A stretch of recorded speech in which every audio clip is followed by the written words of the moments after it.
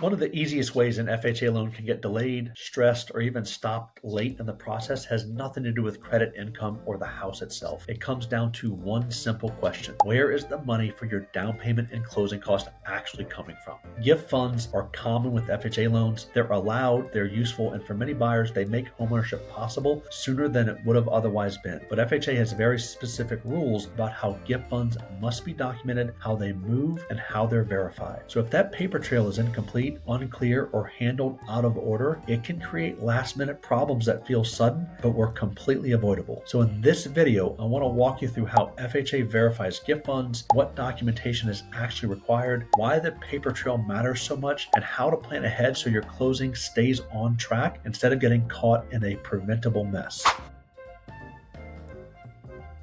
FHA loans are often used by buyers who are early in their homeownership journey. That might mean a smaller down payment, less time to save, or relying on family support to help bridge the gap between what's available today and what's needed at closing. FHA allows gift funds to be used for the entire required minimum investment, including the down payment and in many cases closing costs. That flexibility is intentional. The program is designed to expand access to homeownership, not restrict it. But that flexibility comes with structure. FHA doesn't just care that the money exists. FHA cares where it came from, how it moved there, and whether it's truly a gift and not a loan in disguise. That's where the documentation matters.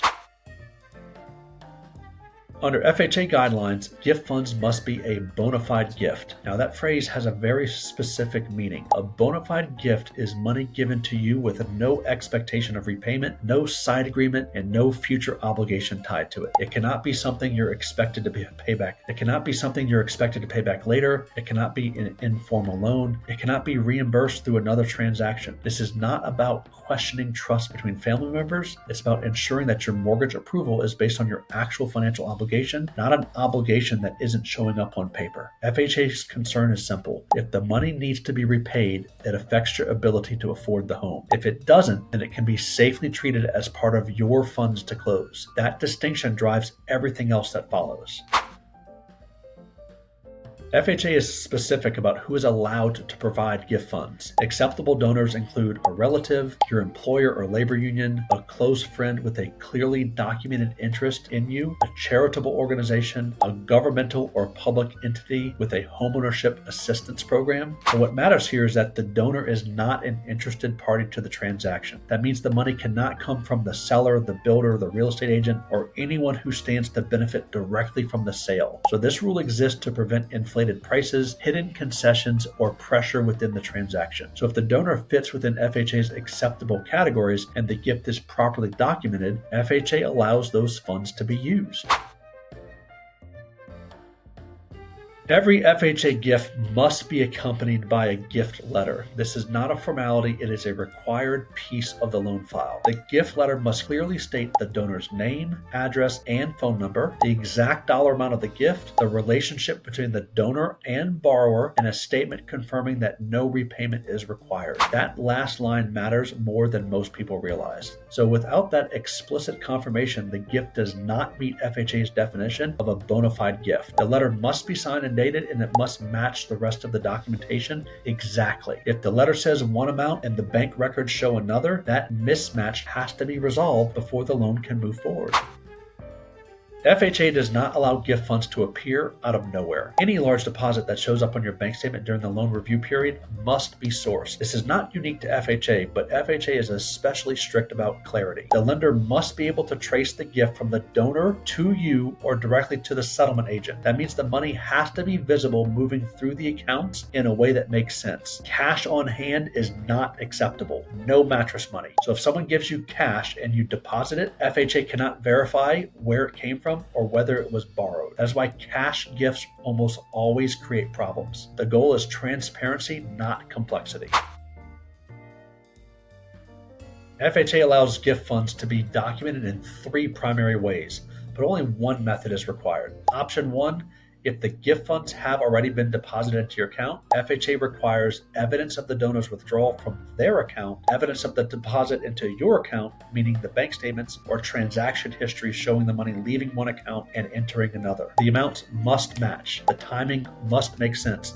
There cannot be unexplained gaps or additional deposits mixed in. Option 2, If the gift is delivered by certified check or wired directly to you or the settlement agent, FHA requires a copy of the certified check or wire confirmation, evidence from the donor's bank statement showing they had sufficient funds. So this approach is often cleaner because it avoids large deposits appearing on your personal account. It also limits how many statements need to be reviewed.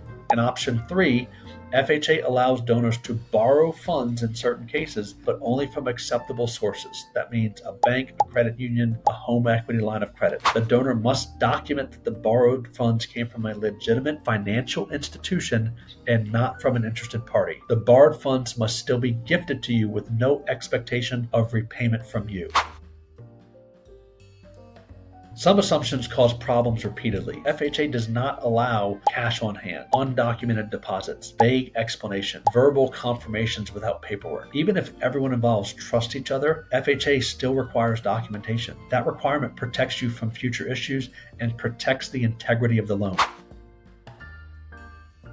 Many gift fund issues don't come from the rules themselves, they come from when the gift is transferred. If gift funds move before you've talked with your lender, it can create unnecessary documentation. If gift funds move during the underwriting without coordination, it can trigger new conditions. If gift funds arrive late, it can delay your closing. So planning the timing of the gift is just as important as the gift itself. Often the cleanest approach is deciding early whether the gift will be deposited into your account or sent directly to closing. Once that path is chosen, everything else becomes simpler.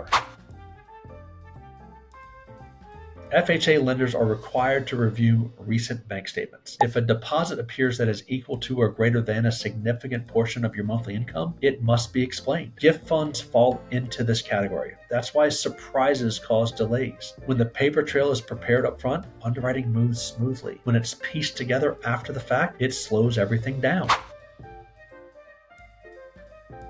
FHA allows gifts from close friends, but the relationships must be clearly defined and documented. This is about ensuring the donor does not have a financial interest in the transaction and is not acting as a hidden lender. Sometimes additional documentation is required to establish the relationship. Handled early, it's very straightforward. Handled late, it becomes incredibly stressful. Small crowdsourced gifts are typically treated differently than large single-source gifts. So if deposits are small and clearly sourced through a registry or a platform, they often do not require individual gift letters. So what matters is whether the deposits appear materially relative to your income. So when in doubt, it's better to ask early than assume. These rules are not designed to make things harder.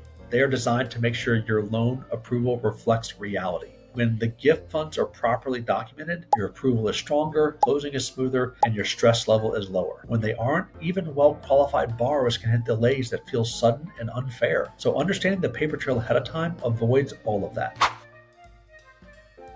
Most issues fall into a few categories. Money is deposited before guidance is given, cash is used instead of traceable funds, gift letters are missing required language, maybe the amounts don't match across the documents, and maybe the timing isn't coordinated. None of these are complicated problems, they're just problems of planning.